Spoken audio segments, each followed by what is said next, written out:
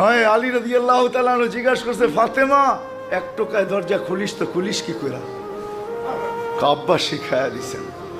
কি শিখায়া দিছে আব্বা?